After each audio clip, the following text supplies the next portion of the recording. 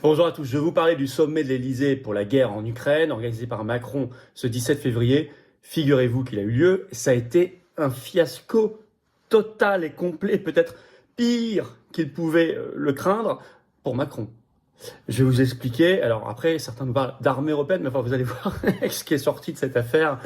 Je crois qu'ils peuvent mettre leur idée à la poubelle et Dieu merci. Mais attention, quand même, il y a un facteur qui continue de mettre énormément, outre Macron bien sûr, on va en parler, mais qui met beaucoup d'huile sur le feu et de manière très grave, c'est l'Union européenne elle-même. Parce qu'Ursula von der Leyen était présente et vous allez voir, c'est elle qui a eu les propos et les propositions les plus dingues. Et donc, il ne faut pas enterrer cette affaire trop vite. Pile d'ailleurs au moment où, au contraire, ce 18 février, États-Unis et Russie au plus haut niveau se reparlent pour la première fois depuis 3 ans. On va en parler également, avec même des annonces concrètes sur la fin des sanctions. Et donc un chemin vers la paix. Ça fait contraste. Il y a vraiment un vieux monde là qui est en train de mourir. Il faut le quitter. Il faut être la France libre. Il faut se débarrasser de ces vêtements supranationaux mondialistes qui nous encombrent, Union européenne, OTAN, qui sont des facteurs de guerre, de censure, d'affaiblissement, d'appauvrissement, d'insécurité, vous allez voir. Et il faut aller vers la France libre, respectée, grande, belle. Et ça, c'est le Frexit. Alors, vous savez, notre manifestation nationale pour le Frexit, elle tombe mais mieux que jamais. Il faut être très très nombreux. C'est ce samedi, 22 février, à Paris, un cortège. Rendez-vous dès 14h, place du Palais Royal. Venez, faites venir, venez accompagner. Doublons la taille de la manif si chacun ramène une personne. C'est un énorme moment et ça tombe incroyablement pour la paix. Et tous les autres sujets, les larves, les insectes dans notre alimentation imposés par l'Union européenne, etc. Il faut venir, manif nationale pour le Frexit. Sommet de Paris, l'incroyable fiasco de Macron. Je préfère vous raconter ça aujourd'hui puisque j'avais parlé de ce sommet, de ses préparations dans la vidéo d'hier. Allez la voir après si vous ne l'avez pas vue parce que vous allez encore apprendre beaucoup de choses. Mais je préfère vous annoncer ce fiasco que des choses terribles qui auraient déjà été décidées. Même si, attention, je n'enterre pas le risque de guerre parce que là, il n'a pas réussi son sale coup, Macron, mais Ursula von der Leyen, l'Union européenne, pousse à fond derrière. Alors, surtout en ce jour, ça fait contraste où États-Unis et Russie se reparlent, on va en parler. Alors, le fiasco total de Macron. Par exemple, vous avez Courrier International qui fait un article là, ce 18 février pour en faire le bilan. Le titre « Sommet de l'Elysée », c'était son nom, Sommet de l'Elysée, les Européens s'écharpent sur l'envoi de soldats en Ukraine. Vous allez voir, il y a même un recul, Macron perd des alliés. Le Monde, 18 février, a fait un très long papier, le titre « Guerre en Ukraine, marginalisée par Donald Trump et Vladimir Poutine, les Européens divisés sur l'envoi de troupes à l'issue du mini-sommet de l'Elysée ». Le Monde note que même Macron, je cite, s'est gardé de prendre la parole à la fin du sommet. C'est dire, ça ne lui ressemble pas. S'il n'a pas pris la parole, c'est qu'il ne se sentait pas très fier. On va citer un petit extrait du Monde.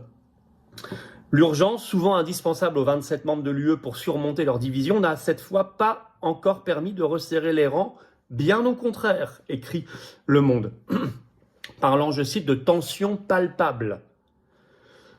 Alors, vous savez, il y avait 7 pays plus représentants de l'Union européenne et de l'OTAN. Alors, Mélanie pour l'Italie, figurez-vous qu'elle est arrivée, note Le Monde, avec 3 quarts d'heure de retard, ce qui est quand même un signal quand même de je m'en foutisme.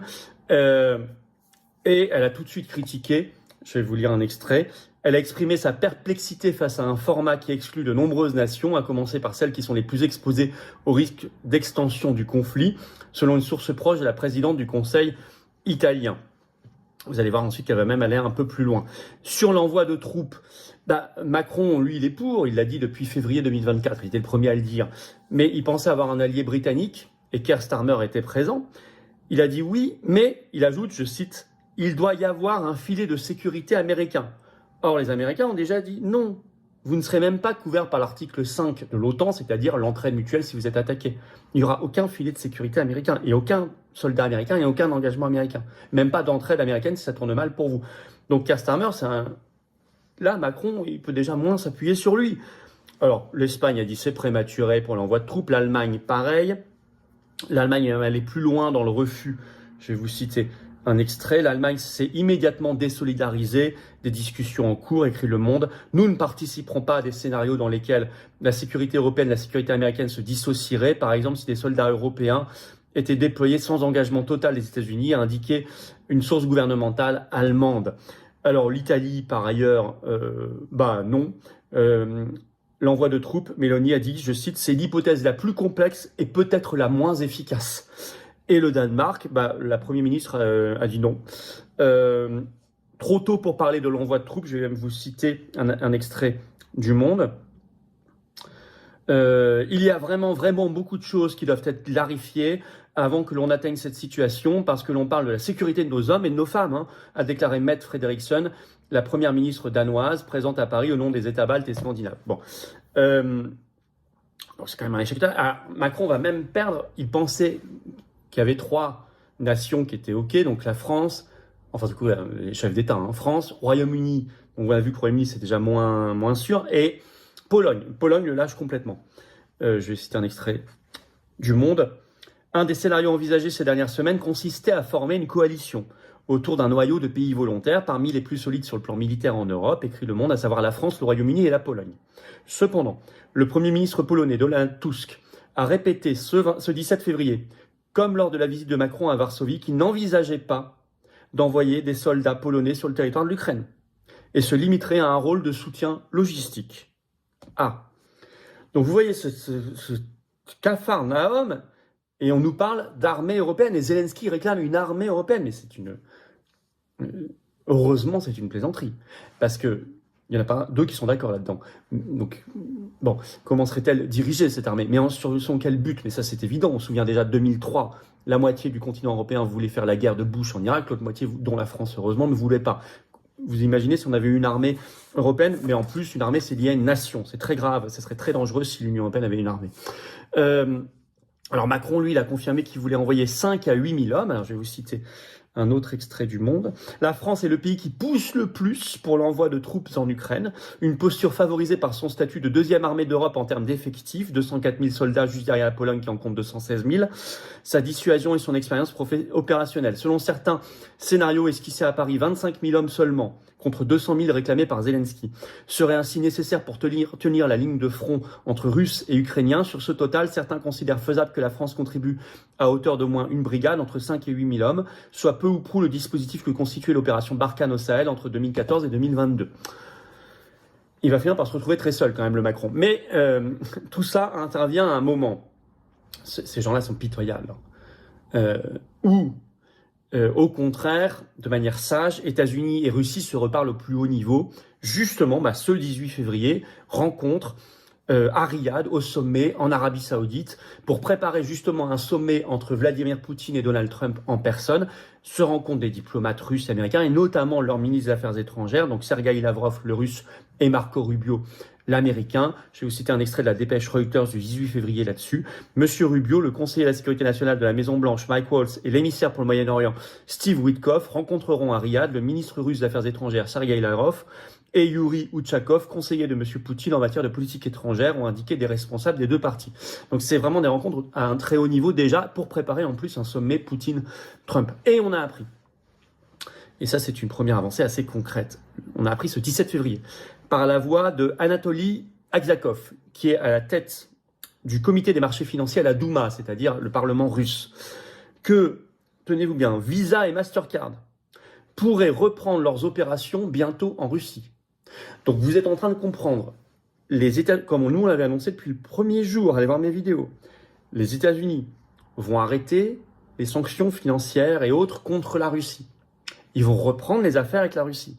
Les entreprises américaines vont y retourner, pour celles qui ne sont pas parties, mais pour celles qui sont parties ou qui ont arrêté leurs opérations commerciales et financières là-bas.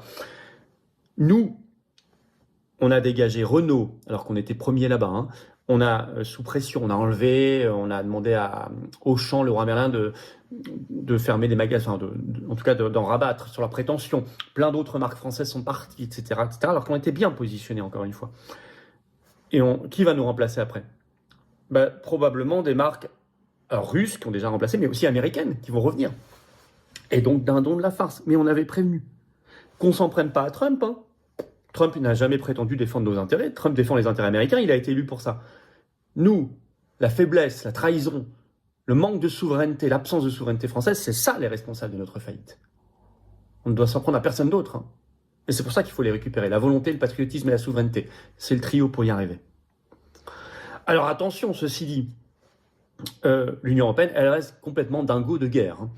Les fondamentaux n'ont pas changé. Hein. Vous avez d'ailleurs, selon une dépêche AFP, ce 17 février, en clôture du sommet de l'Elysée, une déclaration dingue en ce sens de la présidente de la Commission européenne, Ursula von der Leyen, qui déclare « L'Ukraine mérite la paix par la force ». Elle ajoute ceci, je cite, « L'Europe assume pleinement sa part de l'assistance militaire à l'Ukraine. Dans le même temps, nous avons besoin d'un renforcement de la défense en Europe. » Donc elle veut l'armée européenne, elle veut envoyer des soldats, de l'argent, des armes en Ukraine, et elle veut la paix par la force. L'Union européenne, c'est la guerre. Et lundi prochain, ça a été confirmé par le ministre français des Affaires étrangères sur France Info ce 18 février, c'est-à-dire Jean-Noël Barrot. Lundi prochain, le 24 février, l'Union européenne annoncera un 16e paquet de sanctions contre la Russie. Complètement un contretemps. La folie. Notamment, je vous en ai parlé, les fameuses interdictions de jeux vidéo. Ils vont essayer de limiter l'importation en Russie de consoles, PlayStation, Switch, etc. Bon. Bref, alors, donc nous voyons bien que tout ça est plutôt quand même, l'échec de ce mini-sommet de l'Élysée est une bonne nouvelle. Il continue à mettre de la pression. Macron est affaibli. C'est dommage, ce 19 février est voté une motion de censure à l'Assemblée nationale qui peut passer, puisque cette fois c'est le PS qui la dépose. Il aurait suffi que le RN la vote, mais le RN ne veut pas la voter, alors qu'elle serait tombée parfaitement bien. C'était le moment d'enfoncer Macron encore plus. Il sort d'un fiasco, il fallait l'enfoncer encore plus. Et le vote d'une motion de censure aurait été parfait à ce moment-là, pour l'embourber dans la crise, mettre pression pour son départ. Bon, mais le RN, malgré tous les mensonges de Bayrou sur des affaires affreuses, Betaram, etc., ne veut pas voter cette motion de censure et veut sauver la peau à Bayrou et donc à Macron. Chacun en tirera les conclusions. En tout cas, malgré tout, c'est une bonne nouvelle ce fiasco. L'armée européenne, on voit bien que tout ça, ça doit être dégagé dans les poubelles de l'histoire comme idée. Au contraire, on le sent de plus en plus. La garantie de la paix, ce sont les nations libres. C'est pas le système supranational. Il pousse à la guerre. Autant en Union européenne. Le Frexit, c'est la paix. Le Frexit, c'est la paix. La sortie de la France de l'Union européenne, c'est la paix. La France libre, indépendante, c'est la paix. Venez vous battre pour le Frexit, justement. Manif nationale pour le Frexit. Une grande manif nationale, la plus grande de l'année. Ce samedi, 22 février, rendez-vous à Paris, dès 14h, place du Palais Royal pour le cortège national. Venez très nombreux avec des drapeaux français, c'est sécurisé, tout le monde peut venir et bienvenue. La veille, 21 février, j'ai un direct bien sûr sur cette chaîne ce vendredi à 19h, soyez là. Le 4 mars, je le rappelle, dîner parisien, j'y suis. Inscription maintenant sous la vidéo en description. C'est ouvert à tous, adhérents ou pas, mais inscription obligatoire, bien évidemment. Et pensez à vous abonner à cette chaîne YouTube par un petit clic gratuit sur s'abonner. Les vidéos seront mieux diffusées par l'algorithme. Un petit clic, hop, vous êtes abonné à la chaîne, ça circule mieux. Merci beaucoup, je vous attends, patriotes. Voilà, vous avez le goût de la paix pour vous, vos enfants, les générations qui viennent, le goût de la France libre, de l'humanité réelle, de la liberté. Mais venez, ce sont nos valeurs, ce sont nos combats dans un mouvement 100% anti-oligarchique, parfaitement indépendant, le plus grand mouvement de résistance, le plus grand mouvement souverainiste de France, les patriotes. Venez, restez pas seuls, seul vous ferez rien, moi non plus. Ensemble on fera tout, on gagnera. Surtout en cette année 2025 qui est extraordinaire, époustouflante. C'est l'année de la grande rupture, du grand changement, du grand tournant. Il faut le construire ensemble. Venez, restez, laissez pas passer le train à côté de vous. Rejoignez-le, grimpez dans le wagon.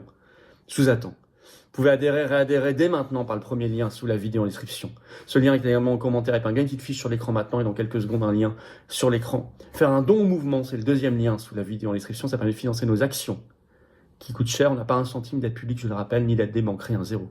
Je rappelle qu'adhésion et réadhésion don, c'est défiscalisé aux 2 tiers de vos impôts. Vous mettez 60 €, ça enlève 40 € de vos impôts. Vous mettez 6 000, ça enlève 4 000. Vous mettez 20, ça enlève 13, 30. Vous mettez 50, ça enlève 33, etc. Les liens sont également sur les-patriotes.fr, notre site, bien sûr. Énorme bienvenue aux nouveaux adhérents patriotes. Bravo aux réadhérents, aux donateurs. Vive la France!